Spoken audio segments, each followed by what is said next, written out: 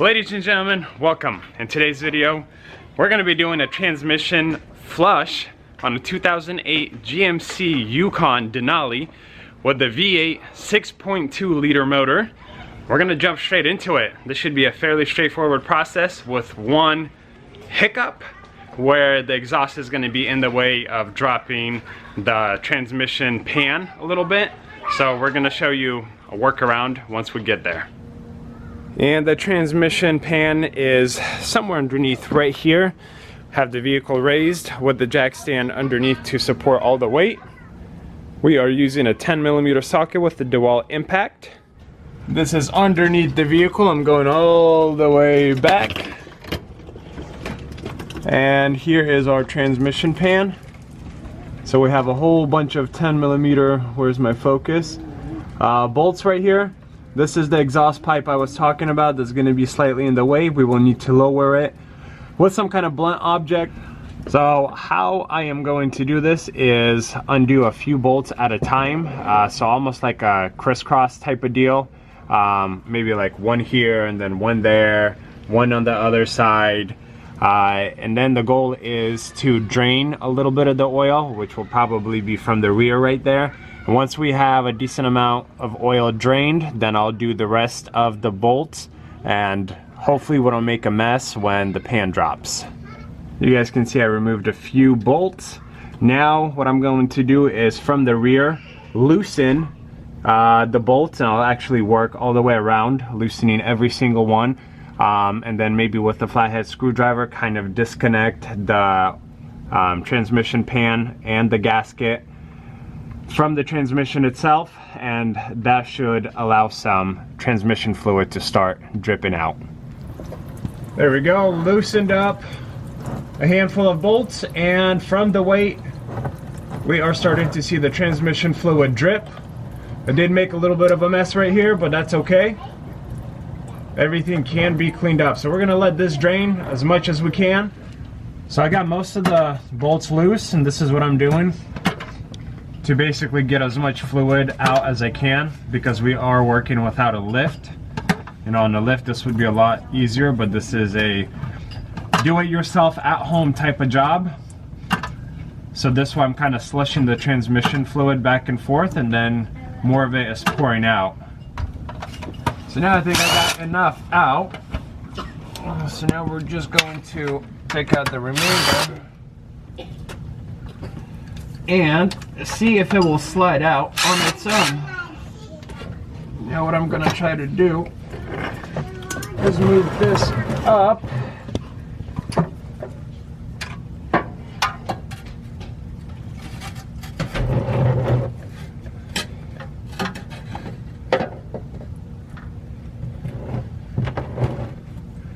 Okay, so this is the end of the road. So now we'll have to lower the exhaust pipe so that we could clear the pan and slide it completely out. Got the pan out. Sorry guys, we couldn't record it because, well, it's very difficult.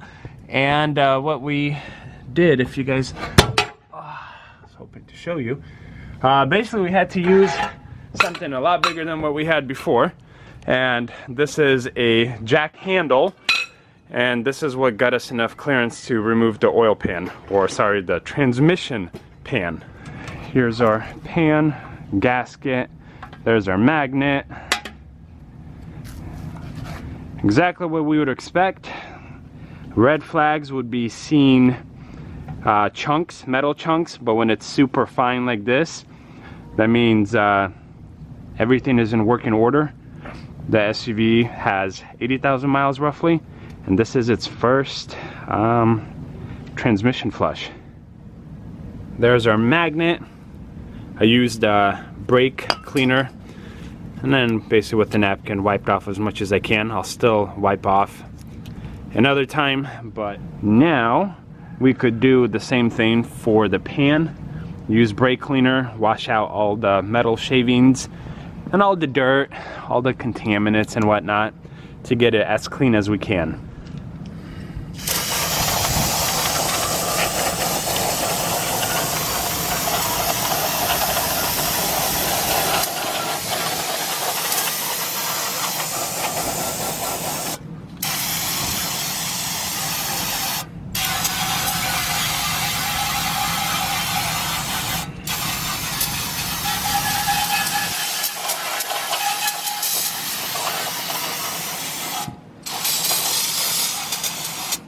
If you guys haven't used this stuff, I highly suggest it.